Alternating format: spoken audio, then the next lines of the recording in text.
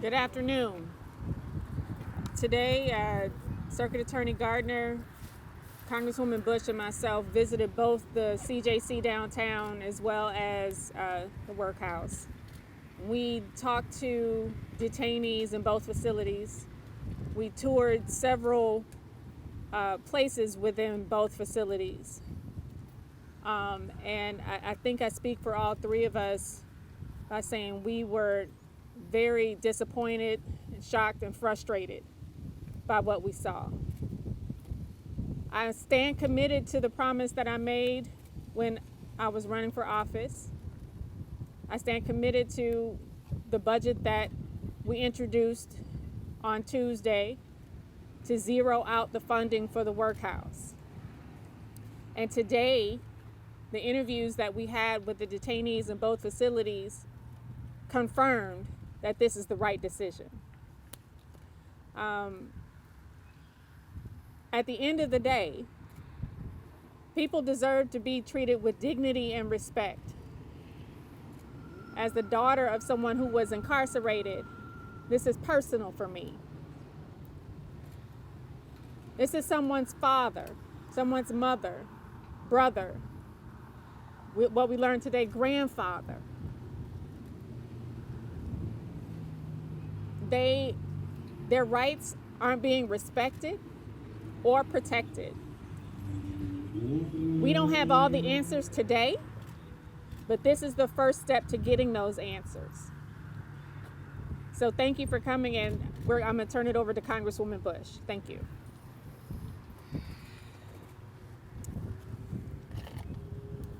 I'd love to say good afternoon, but I don't have that in me right now.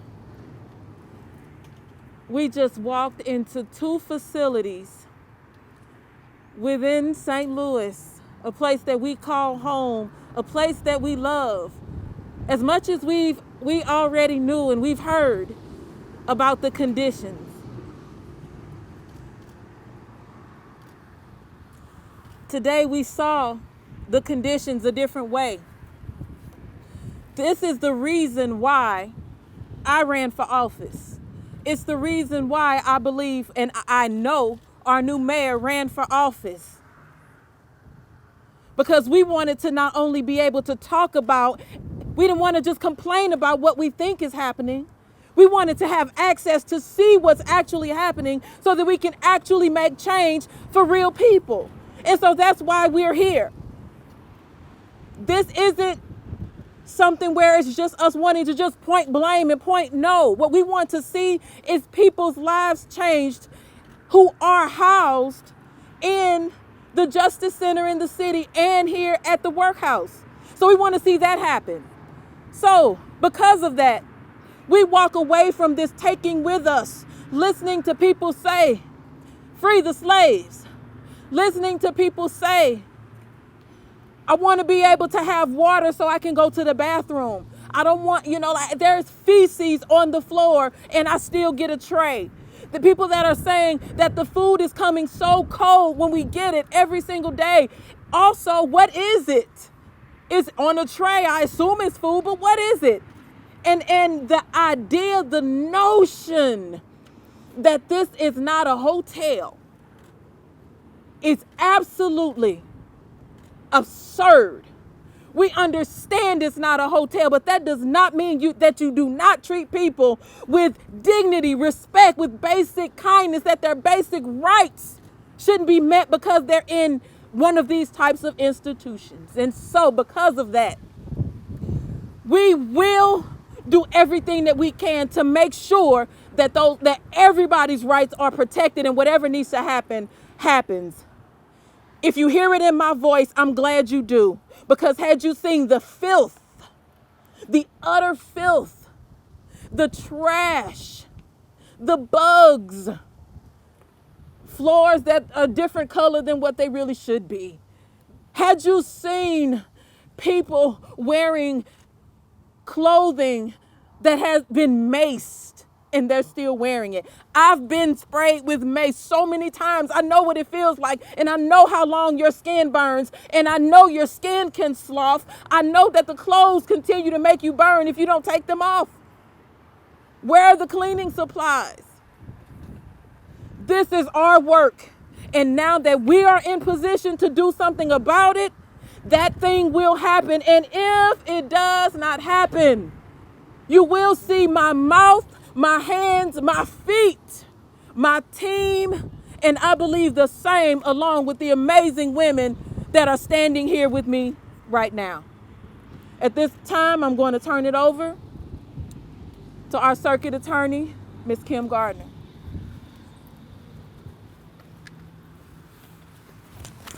As the circuit attorney for the city of St. Louis, I'm very disturbed by the conditions, the basic human rights that people who are held not at their will, but they are held in conditions that are deplorable. We as people, regardless of why they are there, they deserve the human basic needs of being met to have appropriate care, appropriate medical conditions, appropriate medicine, appropriate health care needs, mental health needs. And what I want to say as the circuit attorney of the city of St. Louis, I am glad that we have a new mayor that now going into this facility, not as just a visitor, but actually seeing the true conditions that we all know existed before we were here.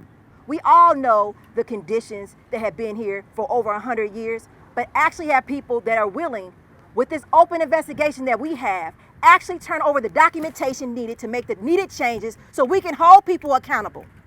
No longer will I not work with these women to address the inequities, not only in how we move cases, but at the same time, conditions that were at the hands of people who were supposed to protect detainees, protect their conditions, protect them in ways that they have no rights other than the Constitution, but to have equal ability to have access to basic human needs.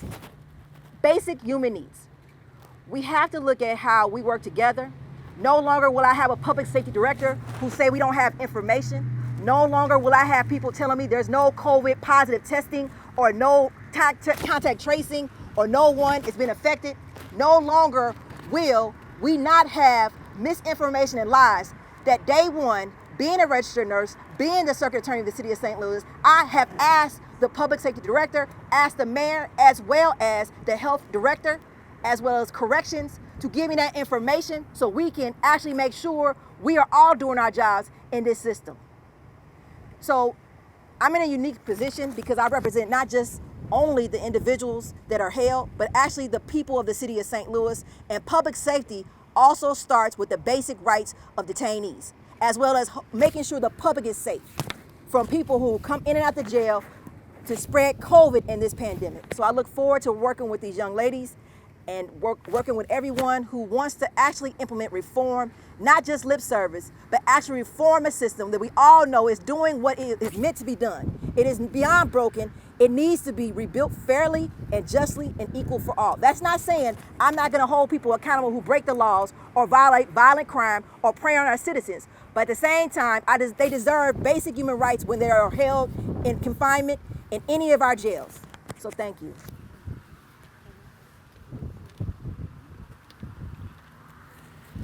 Hello, my name is Kayla Reed. I'm the Executive Director of Action St. Louis. Action St. Louis is one of the organizations that has called for the Workhouse to be closed over the last 3 years, along with Arch City Defenders and the Bell Project St. Louis. I am angry because for 3 years we have told the city that behind these walls, injustice is a regular occurrence. Behind these walls, we are denying the humanity and the decency and the rights of hundreds of individuals. The majority of them are Black. The majority of them come from the zip codes that have been long divested, long ignored, and they are being actively mistreated while being denied their rights to a fair and speedy trial. People are being held on a multitude of cases and have been sitting here for months and years. I heard a story of a man who said his son was saving his allowance to try to bail him out of jail. A child knows that we should do better than what we are doing today. We are failing. The criminal legal system in this city is failing. The courts are failing. People are being held for months before they're indicted, for months before they see a judge, for months before they have any sort of relief to get home to their families, and their families are actively suffering. We are not making or prioritizing safety. We are perpetuating harm. And today we got to see it face to face. People who are afraid of retaliation stood and sat in front of us, and they told us the stories, how they are maced and left in their clothes, how they were witnesses to the uprisings downtown and are still wearing the same undergarments from the day that they were transferred months ago. This is egregious. These are human rights violations, and it must stop. I am heartened by the fact that our new mayor and our congresswoman take this seriously. But for 3 years and for 3 decades before that, Black St. Louisans have said the same thing. We have to do better. Locking people in cages, denying them their rights is not justice, it does not equate safety, and it is not moving the city forward. We have to look at this structurally, and we have to make the right investments. We are setting money on fire behind us. We are wasting it. We are throwing it away, and it is not keeping our city more safe. These folks were locked up when the 200 murders happened. They are not perpetuating the violence, and they are being harmed. They are people. They are families. They have loved ones, and they deserve better. And I hope that everything that has been promised to the people of St. Louis is maintained. I have faith in Mayor Jones that she will close this jail, but it's not just this jail. We went to CJC too. We have more work to do. But in this city, we cannot forget about the folks once they get thrown into these buildings. They are still citizens, they are still residents, and they are still our families. And their loved ones deserve to know that the city at all times cares for all people. And that is our work. All right, we're gonna, in respect for everyone's time, we're gonna take one question from each person going this way. So who's going to start? Mayor, what's the timeline for when all the detainees will be out of? Well, we have a personal timeline in my office to close the workhouse within the first 100 days. And where's the follow-up question? What's the status on the renovations that are happening at the CJC right now? Will it be ready to take, more detainees? We did see a floor that the locks were changed and upgraded, but they still have more work to do. We approved to send some more money to the CJC this past week to continue that project.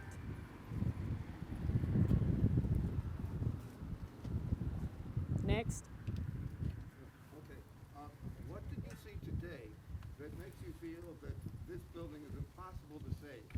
Say renovation and reform or anything else? We don't need 2 jails. Because they are holding the majority of the people we saw today in both facilities are Black, and we don't need 2 jails. We need to move people through the system. We need to find alternatives to jails for some of the offenses. We need to help the circuit attorney with her diversion program so they never see the inside of a jail. So we need to lead with prevention and not arrest and incarcerating. Two-part question. What were some of the most alarming things that you saw today at both of the institutions, and how do you address the employees, aka officers, that are working in those facilities who have kind of perpetuated that behavior? I think one of the there were several, but one of the most alarming things that I was told was how they're being fed. They don't know. It's like mystery meat, or rat something. Yeah, rat back, or is what they called it. Who wants to eat that? And I think the second thing was the medical treatment that they're not receiving. We hear one story from the medical providers, and we hear a totally different story from the detainees. And the truth is somewhere in the middle. And that has to stop. And let me add to that. The one thing that was really alarming for me as a nurse, walking into the infirmary, I would love to You would think that the infirmary is the place where I'm going to go because I need medical treatment. So there are going to be things set in place to at least help me to not become more sick. It's probably the cleanest place in the building, other than probably executive offices. Well, that wasn't the case. Trash stacked up, stuff lying in the hallways. It was absolutely disgusting. It was disgusting for just a place that is like a vacant place, let alone a place that is an infirmary where people are sick. Next. They knew you were coming. Are you a little concerned? They cleaned it. What you saw was they cleaned it up? Yes, they did. Yeah, the inmates told us that they only cleaned up because they knew that we were coming. I'm sorry, not inmates, detainees. And they didn't even do a good job at cleaning it up. How long do you think, Mayor Jones, how long, you guys say this has gone on for decades, has this gone on? I mean, can you give us perspective as to how long exactly do you think these people have been living in these conditions? And when can these detainees expect more livable, more desirable, reasonable conditions? Yeah, my mother was in this jail in 1991. Her story is verbatim what we heard today. This is not a new issue, and the response has been the same up until now. It has been swept under a rug, it has been ignored, and that in those moments it has worsened. These are the same complaints we heard 3 years ago when the protest started. It's the same complaints that we heard months ago when the uprising started. Folks are having concerns about the conditions, the services, the response time. 5 and 6 days for basic needs. 2 masks a week. 2 masks in 1 week. That is the standard operating procedure of the jails here. I didn't see hand sanitizer readily available. Testing is ad hoc. The data can be built on a house of straws. And so we know that this is a long-standing problem. But again, I tell you, in a city that is 49% black, every face that I saw was black today. And they all came from North City and the same neighborhoods in South City. This is a structural issue. The divestment correlates to the incarceration problem in this city. As long as North City is not getting the resources it needs, caging will continue to be the solution, and that is not a viable solution. It is not how we save children from going into this prison pipeline. It is not how we rehabilitate and strengthen families' ability to thrive. We had another question over here. Yeah, go ahead. Mayor, how does this play out over the next couple of days? What can you do? Well, we hired a new public safety director who's here with me today, Dan Isom. And I know that Dan has a track record of holding people accountable and following up. And so I have every confidence that Dan will follow through on everything that we saw today. Actually, this is a systemic failure, but is there anybody or anything that you One question. Yeah. What? Sorry. Go ahead, Steve. I'm sorry. So, after the Board of Aldermen voted to close the workhouse, the Commissioner of Corrections did a study about where to move everybody, and he said that if you moved everybody from here down to the CJC, that some would be sleeping on the floor, some might have to be taken to jails in rural areas. Between now and the time that the budget begins, July 1st, can you move all of these people to new locations? Where are you going to put them? Or do you think that those diversion programs and other programs will be able to put them at other places, that many people in that amount of time? What do you do with the detainees? We are starting that process now. We will be looking at, with the help of the U.S. Attorney and the Circuit Attorney. Okay. With the help of the Circuit Attorney, the courts, the U.S. Attorney, our whole criminal justice system, we need to really dig deep and find out who really needs to be behind bars and move them through the system. The system moves slow. Can you find places for all of those people? Yeah, sure. So we have to keep this in context. And the context is we are in a pandemic scene like no other. So when you talk about case processing, these are people's lives. And people have rights to a trial, which was stopped with the pandemic. We have different levels that now, a month ago, we started having trials, but we still have to make sure that we are keep the public safe, that we bring jurors in, and to have appropriate trials and protect everyone. And I think that that is a conversation we need to have. But at the same time, you know, under my watch, we had reduced the prison population in MSI to the lowest it's ever been in the history of that building. And so when you talk about alternatives and programs, it's refreshing that now I have someone in the mayor's office who will share to implement reforms, because actually the people who arrest are the police department, and who they're arresting is what they bring into our office. And we have to look at public safety. And you know, not everyone, and I'm not going to blanket that everyone is the worst of them, but we have people who commit violent crimes, and we have to understand that they have a right to a jury trial, as well as victims have a right to be heard in court and to be held, people to be held accountable. And it's a process. This process has been daunting. It's always been a normal case process is 6 months to a year, but on top of a pandemic, it's been longer. But we have to protect the rights of all people. And unfortunately, I'm not the defense attorney, and I can't advocate for that individual case. I have to advocate for the whole system. And it's made up of many actors. So I look forward to the criminal justice ecosystem coming together and having real conversations on the complexities of this problem. This is not happen overnight. It's not going to change overnight. But now we have partners in these ladies to address the reforms that if we had support in the beginning, we can actually do more. So I look forward to working with them. Yep. All right. We're not taking any more questions. Thank you all very much for coming out today, and thank you for your patience. Have a good one.